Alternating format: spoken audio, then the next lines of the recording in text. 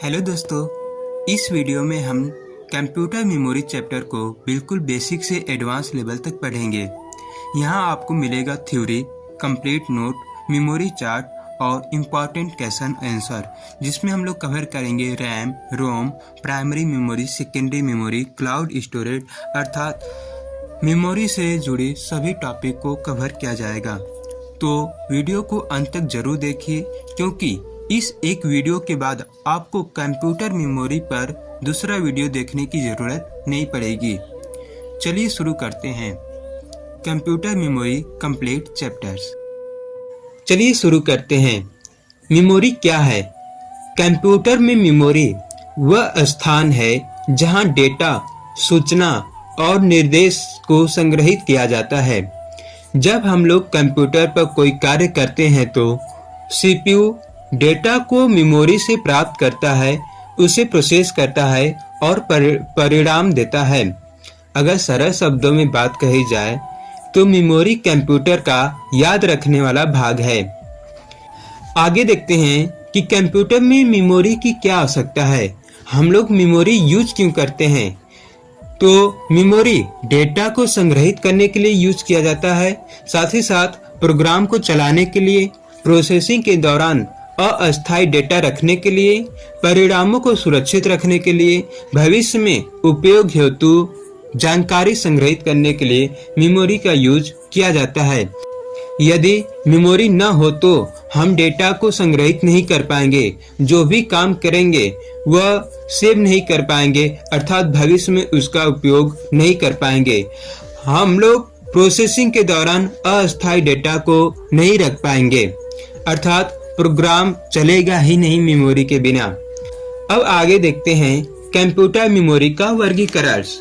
Computer memory को मुख्य रूप से दो भागों में बांटा गया है। पहला है प्राथमिक मेमोरी, जिसे मुख्य मेमोरी कहा जाता है, और दूसरा है सेकेंडरी मेमोरी, जिसे कंप्यूटर की सहायक मेमोरी कही जाती है।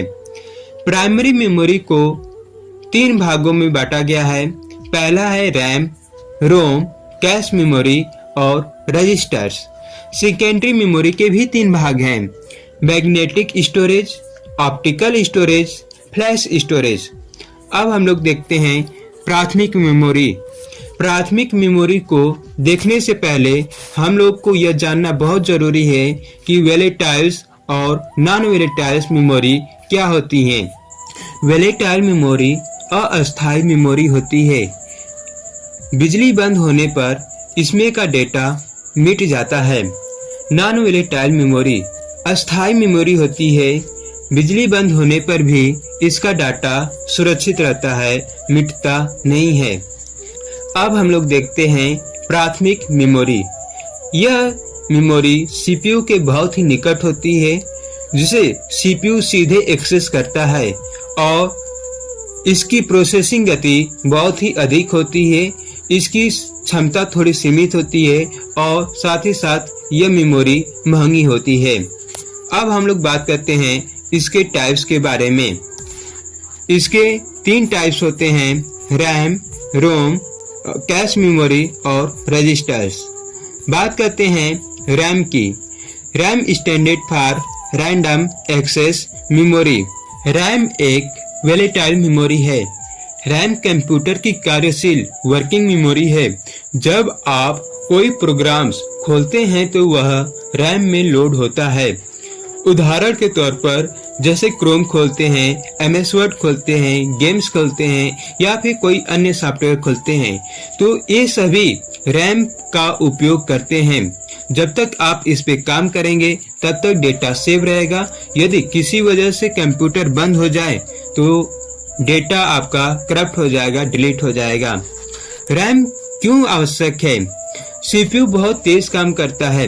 यदि सीपीयू हर बार एचडीडी, एसएसडी से डेटा पढ़े तो कंप्यूटर बहुत धीमा हो जाएगा।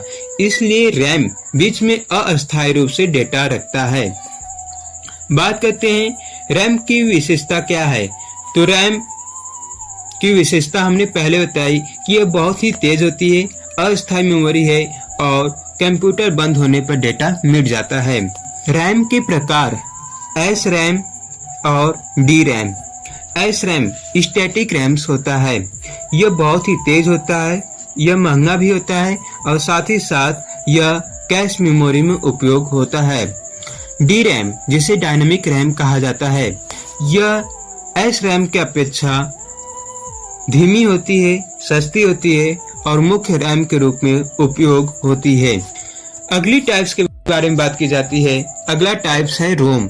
रोम क्या है? तो ROM standard for read only memory. ROM computer की अस्थायी मेमोरी होती है। इसमें कंप्यूटर को चालू करने की जरूरी निर्देश रखते हैं, जैसे में प्रोग्राम्स हो गया। रोम क्यों आवश्यक है? तो जब आप पावर बटन दबाते हैं तब रैम खाली होती है। कंप्यूटर को यह नहीं पता होता कि उसे क्या करना है। रोम में मौजूद बायोस UEFI कंप्यूटर को बताता है कि रैम को जांचे, कीबोर्ड को पहचाने, SSD हार्ड डिस्क को खोजे, ऑपरेटिंग सिस्टम लोड करे। यह सारे के सारे जो काम है इसके प्रोग्राम्स रोम में ही लोड होते हैं। कंप्यूटर चालू होने की कुछ प्रक्रिया है। सबसे पहले आप पावर बटन पर क्लिक करते हैं, उसके निर्देश रोम पर जाते हैं। रोम रैम को चेक करने के लिए बताता है, उसके बाद स्टोरेज चेक होता है, उसके बाद विंडोज लोड होते हैं, तब जाकर आपका कहीं कंप्यूटर्स खुलता है, अर्थात कंप्यूटर्स पर आप काम करते हैं। इसी को हम लोग बूटिंग प्रक्रिया कहते हैं। बात करते हैं रोम की, तो रोम के मुख्य रूप से 3 प्रकार होते हैं, PROM, EPROMs और EEPROMs। एक है फ्लैश रोम। PROM programmable read only memory. इसमें उपयोगकर्ता केवल एक बार प्रोग्राम कर सकता है, एक बार लिखा हुआ डाटा बदला नहीं जा सकता है। इसमें अस्थायी प्रोग्राम स्टोर करने में मदद करता है। दूसरा टाइप्स है EPROMs, erasable programmable read memory. Erasable programmable read only memories की विशेषता यह है कि इसमें डेटा मिटाया जा सकता है। मिटाने के लिए अल्ट्रा वेब रे का उपयोग किया जाता है। डेटा मिटाने के बाद पुनः प्रोग्राम किया जा सकता है। इसके बाद हम लोग तीसरी टाइप्स के बारे में बात की जाते हैं, तो EEPROMs, electrically erasable programming read only memory. इसके अंतर्गत जो डेटा पहले से लोड होता है या फिर जो डेटा पहले से निर्देशित किया जाता है, उसे बिजली द्वारा डेटा को मिटाया जा सकता है और बार बार लिखा और मिटाया जा सकता है। इसमें चिप को निकालने की आवश्यकता नहीं पड़ती है। बात करते हैं फ्लैश मेमोरी के बारे में, तो फ्लैश मेमोरी EEPROMs का उन्नत रूप है। तेज गति से डेटा मिटा और लिखा जा सकता है, बड़े ब्लॉक में डेटा मिटाती है। ध्यान देंगे, जो रोम होती है, रोम के अंतर्गत प्रोग्राम को रन कराने के लिए जितने भी प्रोग्रामिंग की जाती है वही लिखा जाता है, और इन तीनों भाग में वही बताया गया है कि हम लोग किस टाइप्स में कितने बार प्रोग्राम को लिख सकते हैं और नहीं लिख सकते हैं। हम बात करते हैं कैश मेमोरी के बारे में। यह मेमोरी सबसे तेज मेमोरी होती है, CPU और रैम के बीच कार्य करती है। इसकी विशेषता यह है कि यह बहुत ही अत्यधिक तेज होता है, महंगा होता है और कम क्षमता वाला होता है। CPU को बार बार रैम से डेटा नहीं लाना पड़ता है। कैश मेमोरी के स्तर। कैश मेमोरी के 3 स्तर होते हैं, L1, L2, L3। L1 सबसे तेज होता है और यह CPU के अंदर होता है। L2 L1 से बड़ी और थोड़ी धीमी होती है। L3 सबसे बड़ी मल्टी स्कोर प्रोसेसर में उपयोग किया जाता है। ध्यान देंगे, L1 हार्डवेयर है, बाकी दोनों सॉफ्टवेयर्स हैं। अगला टाइप्स है रजिस्टर्स। रजिस्टर CPU के अंदर मौजूद सबसे तेज मेमोरी है। इसका उपयोग गणना के दौरान डेटा रखना और निर्देशित संग्रहित करना है। दोस्तों, यहाँ पर हम लोगों ने कंप्यूटर की प्राइमरी मेमोरी के बारे में अच्छे से समझा। अब हम लोग चलते हैं कंप्यूटर के सेकेंड टाइप्स, सेकेंडरी मेमोरी के बारे में, जिसे हम लोग ऑक्सिलरी अर्थात कंप्यूटर की सहायक मेमोरी कहते हैं। यह अस्थायी मेमोरी होती है। इसकी विशेषता यह है डेटा को लंबे समय तक रखा जा सकता है और इसकी क्षमता बहुत बड़ी होती है और यह सस्ती होती है। सीपीयू इसे सीधे एक्सेस नहीं कर सकता। बात करते हैं स्टोरेज डिवाइस की। वे उपकरण जो डेटा को लंबे समय तक संग्रहित रखते हैं उसे हम लोग स्टोरेज डिवाइस कहते हैं। अब हम लोग देखते हैं सेकेंडरी मेमोरी और स्टोरेज डिवाइस में क्या अंतर है। सेकेंडरी मेमोरी और स्टोरेज डिवाइस एक ही तरह लगते हैं, लेकिन इनमें बस थोड़ा सा अंतर है। सेकेंडरी मेमोरी एक श्रेणी है, जबकि स्टोरेज डिवाइस एक वास्तविक हार्डवेयर है। सेकेंडरी मेमोरी डेटा को अस्थायी रूप से संग्रहित करती है और सेकेंडरी मेमोरी को लागू करने वाला उपकरण स्टोरेज डिवाइस होता है। सेकेंडरी मेमोरी एक कंसेप्ट है, एक अवधारणा है, जबकि स्टोरेज डिवाइस एक भौतिक डिवाइस है, फिजिकल डिवाइस है, जिसमें हम लोग डिवाइसों को छू सकते, महसूस कर सकते, देख सकते हैं। यदि कोई पूछे कि हार्ड डिस्क किस प्रकार की मेमोरी है तो वह सेकेंडरी मेमोरी है, और हार्ड डिस्क क्या है तो वह एक स्टोरेज डिवाइस है। अब हम लोग देखते हैं सेकेंडरी मेमोरी के टाइप्स के बारे में। सेकेंडरी मेमोरी के 3 प्रकार के टाइप्स होते हैं। उनमें से पहला जो टाइप्स है वह है मैग्नेटिक स्टोरेज डिवाइस। इनमें चुंबकीय तकनीक का उपयोग किया जाता है। इसके अंतर्गत मुख्य रूप से 3 डिवाइस आते हैं। हार्ड डिस्क ड्राइव्स, जिसे HDD कहा जाता है, फ्लॉपी डिस्क और मैग्नेटिक टैप। हार्ड डिस्क की विशेषता यह है कि यह बड़ी क्षमता वाला होता है। इसमें बड़े मात्रा में आप डेटा को स्टोर कर सकते हैं और इसकी कीमत बहुत ही कम होती है। इसकी क्षमता 500 GB से लेकर 4 TB तक होती है। यह सस्ता होता है तथा अधिक क्षमता वाला होता है। बात करते हैं फ्लॉपी डिस्क के बारे में, तो फ्लॉपी डिस्क की क्षमता होती है 1.44 MB। लेकिन आज के डेट में फ्लॉपी डिस्क खत्म हो गया है, अब इसका उपयोग नहीं होता है। मैग्नेटिक टैप का उपयोग बैकअप करने के लिए और बड़े डेटा को संग्रह करने के लिए यूज किया जाता है। सेकेंड टाइप्स है ऑप्टिकल स्टोरेज डिवाइस।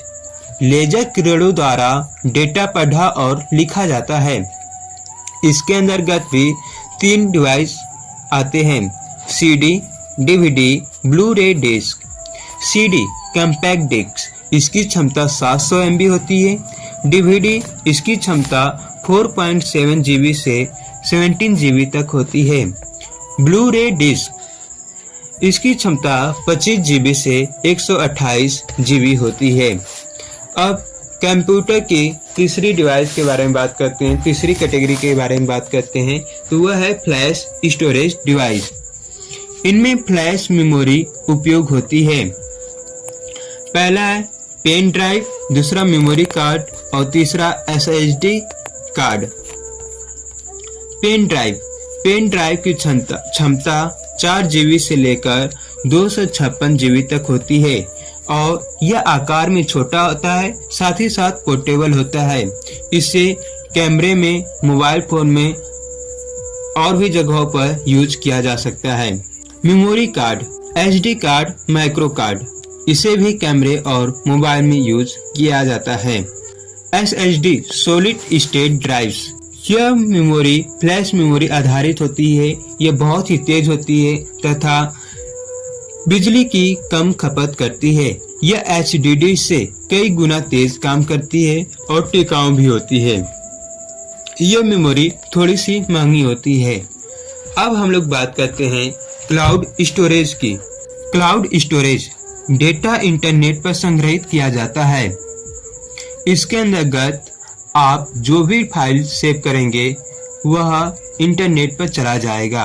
उदाहरण की बात की जाए तो Google drive, one drive, Dropbox, जिसके अंतर्गत से कोई भी कहीं से भी एक्सेस कर सकता है और यह ऑनलाइन बैकअप करने का अच्छा जरिया है। दोस्तों, यहाँ पर प्राइमरी और सेकेंडरी मेमोरी दोनों प्रकार के टाइप्स को अच्छे से समझा। अब हम लोग देखते हैं इनकी इकाइयाँ क्या है। 1 बिट इक्वल टू 0 या 1 nibble equal to 4 bits, 1 byte equal to 8 bits, 1 KB equal to 1024 byte, 1 MB equal to 1024 KB, 1 GB equal to 1024 MB, 1 TB equal to 1024 GB, 1 PB equal to 1024 TB, 1 EB equal to 1024 PB, 1 ZB equal to 1024 EB, 1 YB equal to 1024 ZB। देखते हैं गति के आधार पर memory का क्रम। सबसे तेज से सबसे धीमे की तरफ चलेंगे हम लोग। पहला है रजिस्टर, दूसरा है कैश मेमोरी, तीसरा टाइप्स है रैम, और उससे बाद आएगा SSD, और उससे धीमा काम करता है HDD, उससे धीमा काम करता है CD DVD, और उससे भी धीमा काम करेगा मैग्नेटिक टेप। परीक्षा के लिए महत्वपूर्ण तथ्य। रैम अस्थायी मेमोरी है, रोम अस्थायी मेमोरी है। कैश मेमोरी CPU की गति बढ़ाती है। रजिस्टर सबसे तेज मेमोरी होती है। HDD मैग्नेटिक स्टोरेज है। SSD फ्लैश मेमोरी पर आधारित है। CD की क्षमता लगभग 700 MB होती है, जबकि DVD की क्षमता 4.7 GB होती है। ब्लू रे की क्षमता 25 GB या अधिक होती है। 1 byte equal to 8 bits, 1 KB equal to 1024 byte. Cloud storage internet आधारित स्टोरेज है।